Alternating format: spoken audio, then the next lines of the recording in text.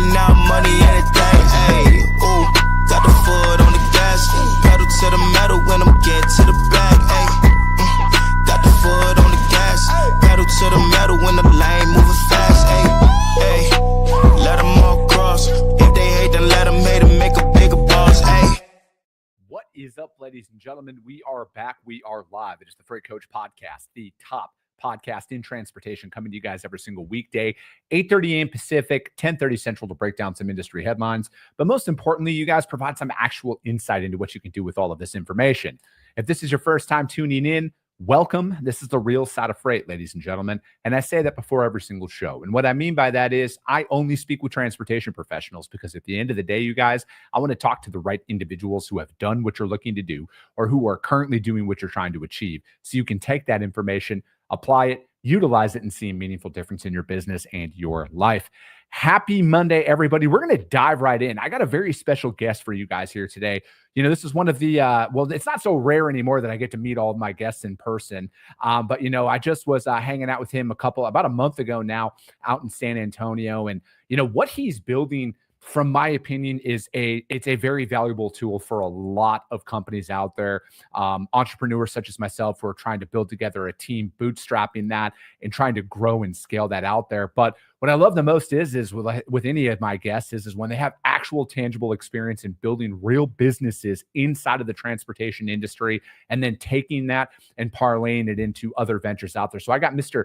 Kyle Wilson on the show today, ladies and gentlemen, to break all of this down with offshoring and building all of this stuff out there. So Kyle, thank you so much for joining me. Yeah, no, Chris, good to see you here today. And you kind of took my intro, right? I was going to tell everybody that we were having this conversation at the TIA conference, waiting for that beautiful drone show to start, you know, probably about a month ago today. So I'm just glad that we can be here to finish it.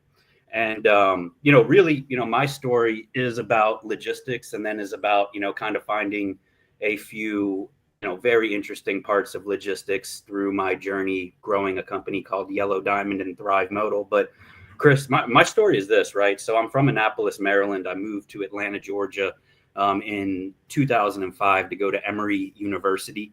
I graduated with a degree in economics in 2009, which everybody knows was the recession. So there were no fancy Emory economics jobs to be had. So I you know, wanted to make my parents happy. So I took the first job I was offered from a company called Echo Global Logistics as a national account manager. It sounded like a great job. It was cold calling, right? So, you know, I took that job and found out pretty quickly that I was, you know, very good at it. I was sales rep of the year, both years that I was at Echo. And I figured that, you know, I should probably put that on my resume and try to increase what I was making. So I left Echo, went to a very small logistics company called Trans Dynamics in a small city called Norcross, Georgia. That was just 40 employees all under one roof. And what I learned there was how a freight company operated, all the way from lead gen to collections, right?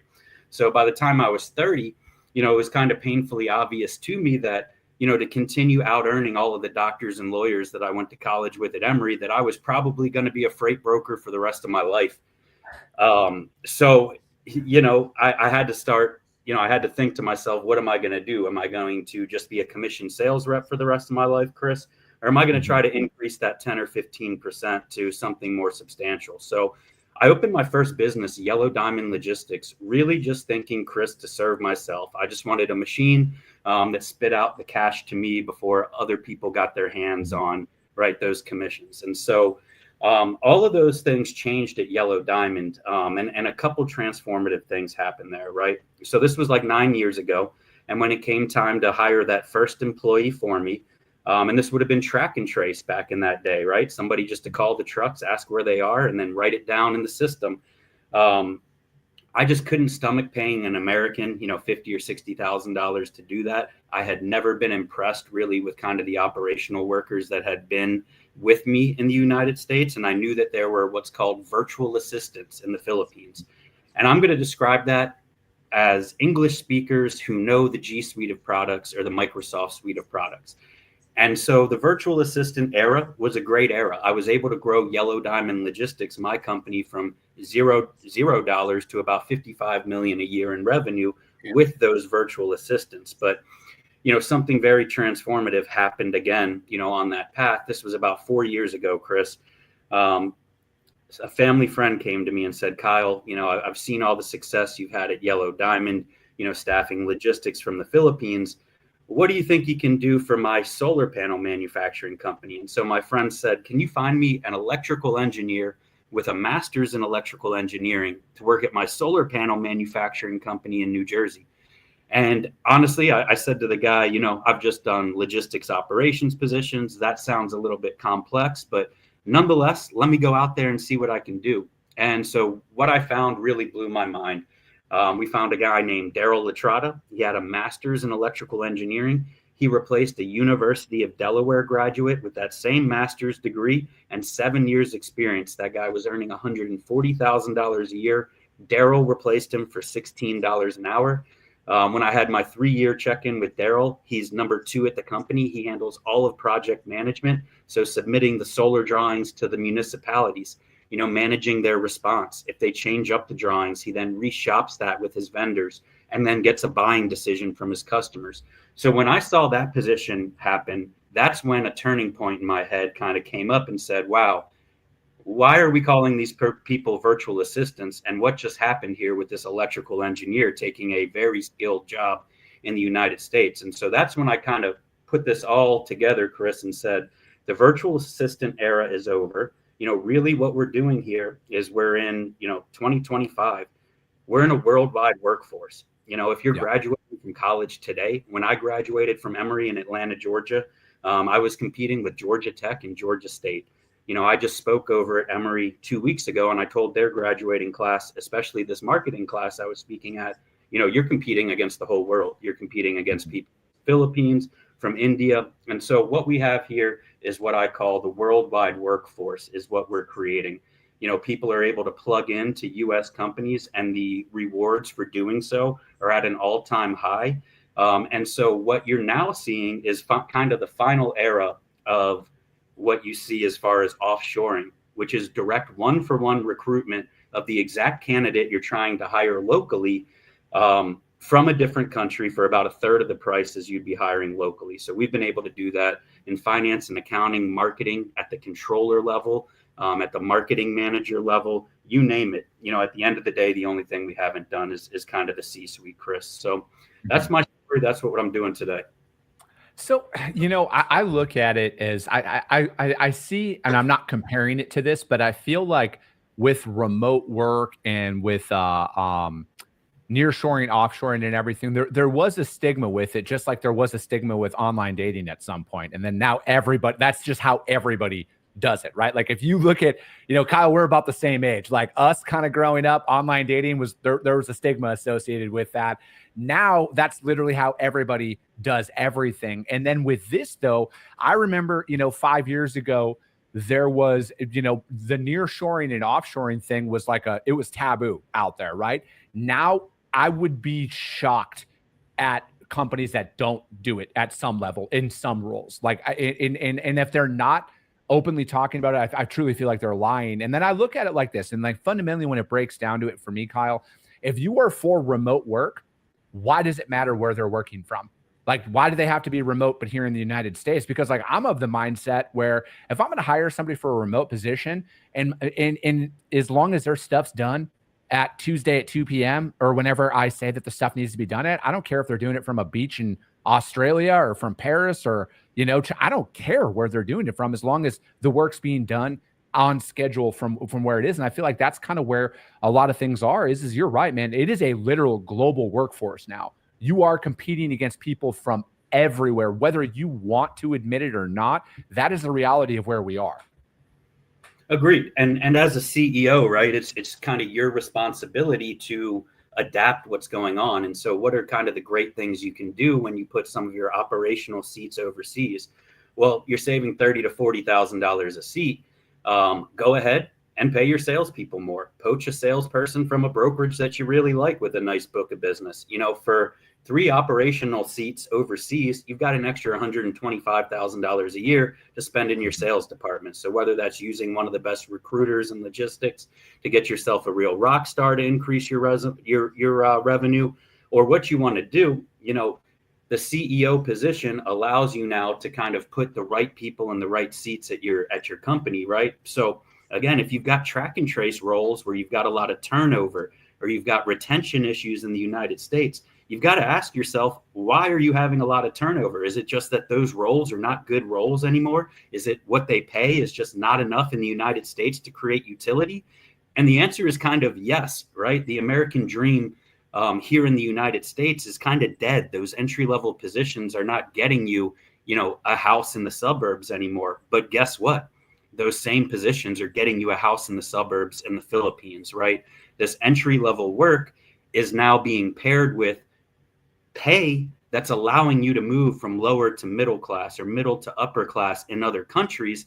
And so that's enabling a CEO in America to keep every person happy in their seats, and to create the most utility for their company. So you bootstrapped Yellow Diamond, right? Yeah. Okay. So can you give some real examples? Because I feel like there's such a fallacy out there, Kyle, that, like, oh, you started this business, you just figure it all out right away because you filed your LLC paperwork and now all of a sudden you're a millionaire. What goes into those decisions? Because like I just talked about this on the show last week, is like 5 hard truths that I've learned as an entrepreneur. And I think cash flow is always going to be number one in managing cash flow out there. What was that like when you were at that point in building Yellow Diamond where you were stressed to the max, your time was stressed to the max, like you were just running around trying to just keep your dream alive and you knew you were at your limits from a productivity standpoint? Bring us back to that, man. Why was it like, I have to go this route and I'm going to go this route to hire somebody from the Philippines the way you did? Yeah. So to be able to scale the business as quickly as we did, which was, 4 years to 40 million. One of the most important parts is having all of your key players stay in their seats for a long period of time. And that's track and trace. That's customer service. That's dispatch. If every 6 to 9 months we're losing those people and having to rehire and retrain and recreate that hierarchy, we've got a bottom 1/3 of our company that's just turning over and evolving at all times. So by having those jobs in the Philippines, one, we were overstaffed. We always had more dispatchers than we need, more customer service than we needed, so that when I made a sales call, we had people ready to handle that stuff already. When you asked about the cash flow, we made money month 1, month 2, month 3, and we've made money every single month we've ever been in existence. And one of the nicest things was going through COVID, and even the last year, it was the freight recession. And as you're watching the headlines of, XYZ brokerage laying off 1,000 people. Well, at Yellow Diamond, we did not have to lay anybody off because our operational structure was already at a cost basis that was low enough that we didn't have to just lop off 1/3 of it when everything went downhill. So we were able to grow during kind of a tough market and keep all of our key people, on our payroll, which has allowed us to emerge, into this 2025 freight market with a really strong team that's been practicing together for 5 years, right? And that's, when I get into this comment, your offshore team can be as good as your onshore team. I really mean that. When you have incentives in place for English speakers in the Philippines to book trucks at a higher, margin than the US team, and what that pays them in the Philippines is going to give them a ton of utility. After a year or two of everybody practicing and working towards the same goals, I certainly believe that you can create an offshore team that rivals any onshore team you have today. It's just about keeping them there and getting a year or two experience under everybody's belt. Mm-hmm. So what is you for somebody out there, what does it look like when we're, hey, like, all right, all of this sounds great. I want to go through and start interviewing candidates out there.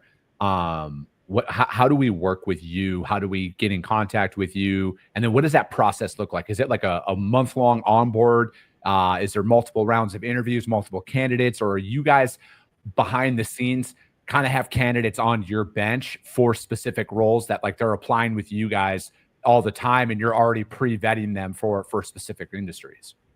Yeah, so thank you for asking that. So I've tried to create the most customer-friendly structure that you could possibly see in this area, right? So when you work with me, you can go to www.thrivemodal.com or email me at kyle@thrivemodal.com. but it's as simple as submitting your local hiring form. So if you've already got a job description for somebody you're hiring for locally, send that over to me. Just like a freight broker, in an hour, I'm going to give you back a quote saying, hey, we understand this position. Thank you for sending it. A full-time person is going to cost X. From there, Chris, you say, okay, thank you for the quote. Once you sign it, it takes me about 2 weeks. You do absolutely nothing as a customer. You wait, and in 2 weeks, I deliver to you videos of my team interviewing the candidates. It's got their resumes that have been background checked and employment verified. So your only job then becomes clicking video number 1. And if you don't love the person and the way they sound, well, you click video number 2. And when you see, wow, this person worked for a U.S. freight company for 3 years, previously, then you click the button and you see the video. They're speaking really well. They're talking about, negotiating hostage trucks from people in Chicago. They know their stuff. You will then set you up with an interview for them if you like them. You interview them for an hour. My team's not there. If there's any skills test that you would normally give to anybody that you're bringing on, we'll give them to these people as well. And really only when you can come back to me and say, Kyle, the talent you've brought me through Thrive Modal is just as good or better than what I was looking at hiring locally. When my clients can say, hey, we really love this person, we'd like to hire them, that's when we hire them for you. And we've been able to achieve a 3.6-year average tenure at this point, meaning our candidates, which are from the post-virtual assistant era. So again, these are people who already have had jobs in U.S. freight, who want their second job in U.S. freight. They're coming to Thrive Modal and saying, hey, I'm a great dispatcher. I've done 3 years of good work. Can you find me my new home? And we're bringing U.S. Companies, great experienced Filipino dispatchers, CSRs. All of our people have U.S. freight experience. Again, we're at the time in history where these aren't just English speakers who are learning logistics. These are actually people who have worked at big freight companies who you've heard of for the last couple of years, looking for their next opportunity in U.S. logistics. Mm-hmm. So these are individuals out there. And I mean, obviously this is a freight show, so we talk about freight related stuff here, you guys. So these are individuals out there who, when you say CSRs, they are out there. They have experience building loads. They have experience calling shippers, receivers, verifying appointment times, PO numbers, weights, commodities, all of that stuff. That is just what they have already done. And, because again, it's like as somebody who's trying to build a company, that's your biggest thing when you start hiring individuals out there is are they going to deliver the exact same quality that your customers are used to? Because unless your goal when you start a business is to build it up to where, maybe you're making 150, 200K by yourself out there, and that's as big as you want to go. There's nothing wrong with that. But a lot of individuals want to grow. They are just afraid to hire people to bring them on because of, for whatever reason that comes out there, everything that you described, right? Are they going to actually do the job? Yeah, no, I mean, that's exactly it. And Thrive Modal, with my expertise in building a company like Yellow Diamond almost 10 years ago, right? A lot of people who are building their offshore team, they don't hit every time. In fact, they hit like 1 in 4. Thrive Modal makes sure you hit every single time, right? So outside of logistics, we work in finance and accounting, marketing. These are companies that can't, have an accountant join them and fail. So, we're for the company that wants a serious person for their team offshore, found and brought in 1 for 1. These are manager level individuals, and we'll go out and find them for you. We introduce you to them. And really all of our clients say to me, Chris, Kyle, the people that you've brought are as good or better than what we could get locally in Chicago or locally in Atlanta. Thank you. We hired them based on their skills, based on what is available in the market as well. So that's how we get our long tenure, is our clients really do agree that what we're bringing them is as good or better than what they have in their local market. And so they keep it very long term. Mm-hmm. So what are some of these, because I feel like when it comes to whether it's nearshoring or offshoring right now, there's, there is some resistance out there. I don't understand why there is, but what are some of those cases where, you've talked to some companies that, they were apprehensive at first, but now after working with you, you're like, I can't believe we just didn't go with this a lot sooner with it. Yeah. You hear a lot of people say, how am I going to know what they're doing from home? And I've just kind of, help people picture what they're already doing. And I say, okay, well, when your number 2 employee, goes to lunch and they're working from their car in the parking lot, how are you, managing that with what security? And so really, what I need to help people see is just that, at the end of the day,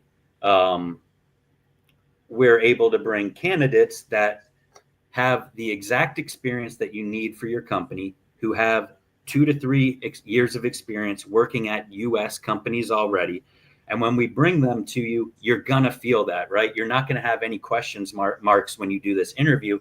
That's what I love for my clients is, you already know how to interview people and how to bring them on your team and grade whether or not they're doing well. This is a very easy thing to do in 2025 to increase your EBITDA, is pick a couple positions to outsource. So that's really what I'm an expert in, is kind of holding my customers' hands, finding out where they are and then creating a great plan for them so that a year or 2 from now, they've got a good offshore team that's starting to rival their onshore team. And they're opening up a whole new cost basis of operation, and really starting to rethink how they're building their business, right? A lot of people have their focus on AI right now. And I get it. AI is a really hot topic, but outsourcing the right way is the number 1 way to increase EBITDA in 2025.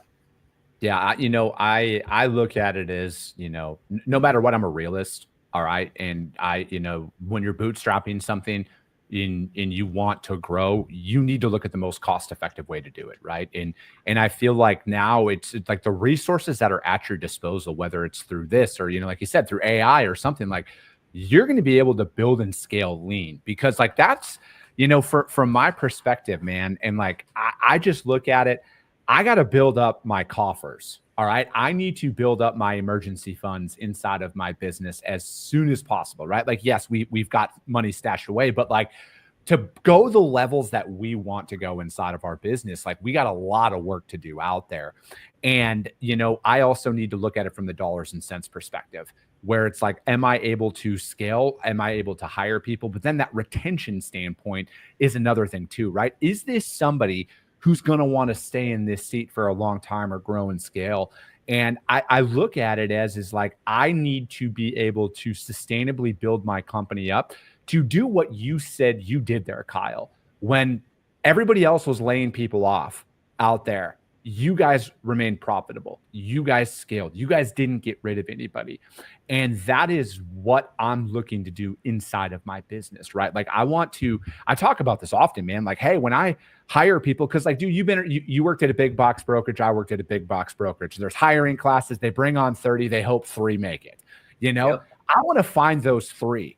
All right. Like, I don't want to do this hiring class stuff as I scale. And I feel like now with technology, we're able to pair this up to where it's like, now me, Chris Jolly, as one individual, I could probably manage 50 loads a day by myself with the right technology if the freight matches up, right? Like, obviously there's some stuff out there that won't fit inside of this, but now with the right tech, one individual could move 50 loads a day with the right technology. And you're not going to convince me any differently. I've been to all the conferences, you guys. I see what's out there with the right tech stack. You could fight way above your weight class with what's at your disposal right now.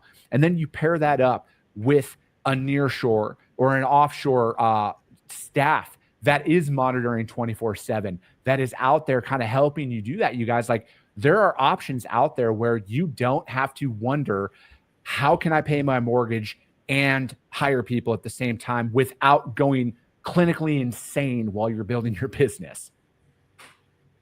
Yeah. And the ease of switching in and out of pieces offshore, right, versus onshore. And the cost of that is also a huge, positive is you can find your great pieces offshore for a much lower price than hiring and firing in the States, which takes a long time and has a lot of consequences. Chris, real quick, right? So outside of logistics, obviously we do CSR, dispatch, we do customer service, we do all sorts of accounting. But this is really what I want to set the table for your fans is this, right? So here are the positions just last month that Thrive Modal provided full-time people to U.S. businesses. And these U.S. businesses hired Thrive Modal instead of their local talent. So these are all first-time offshore roles. Senior accountant, marketing manager, technical writer, carrier operations team lead, an accountant, bank reconciliations, an options trader, a controller, an SEO designer, a staff accountant, a software developer, account managers for logistics, senior staff accountants, lead generation specialists, recruiters, and Amazon PPC managers. These were all people hired last month from the Philippines to work at U.S. companies. That's quite a staggering list of jobs, and a lot of those jobs pay over 100K here in the States. Dude, that's the thing, man. Is just there's just the talent now, and this is why it's like, I think it's from a competitive standpoint out there, like, if you're threatened, if you feel like your job is threatened by technology, I truly feel like people need to look at it like this. If you're a good employee, if you're a high performer, you're always going to have a job, no matter what, right? Because people will always want that out there. But I feel like a lot of this stuff is the biggest threat to most people out there is their own work ethic. It's they think that they're entitled for way more than they're worth, and they're an average or a below average employee that's been protected by the fact that their competition has only been the people inside of the county that they live in. And now it's like, man, you have that global competition that's out there. So again, I think most people need to rest assured, if you're a hard worker, and you are, right? Like, you also know that if you're not, you're going to be fine no matter what is out there. But if you're not, if you're a below average or a subpar performer, you better watch yourself, because like there is stuff out there now where there's no need to keep you around because of a lack of options. Yeah, Chris, and you sound like a lot of my customers. We just want hard workers is what I hear over and over. And I go, okay, well, again, a lot of what's going on here in the States is because of inflation, and some jobs just aren't earning, the amounts that they need to put a smile on people's faces. But overseas, you've got people, getting into track and trace jobs for logistics companies and moving from lower class to upper class in the matter of 18 months. So that's why you're getting performance from overseas that's much different here in the States, is because we're changing people's lives in the Philippines. And when you have a track and trace job, that changes somebody's life, that's when you get the best track and trace. And that's just how it goes. Yeah. No, dude, I couldn't agree more with that. And, I think that at this point, with where things are out there, like, your options to grow your business at a faster rate are way more at your disposal now than they ever have been in history.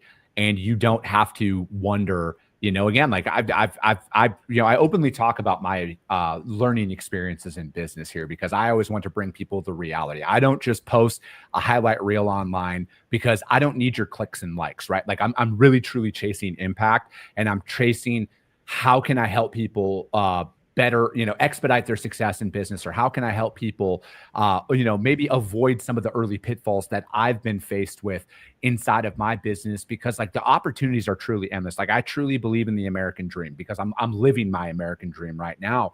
And I truly feel like we are at a crucial point in history where traditional work is not going to look the same as when we grew up, Kyle. I think it's a lot different now.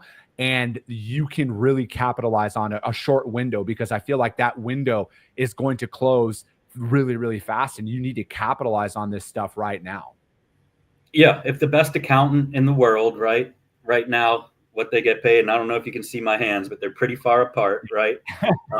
If right now, say my hands are a foot apart, 10 years from now, they're only going to be an inch apart, right? Whether you're in Kenya or New York City, if you're the best accountant in the world, what you get paid 10 years from now, it's going to be very similar no matter where you are. And that's just this worldwide workforce thing. If you think about it again, it's been happening in the States for a long time.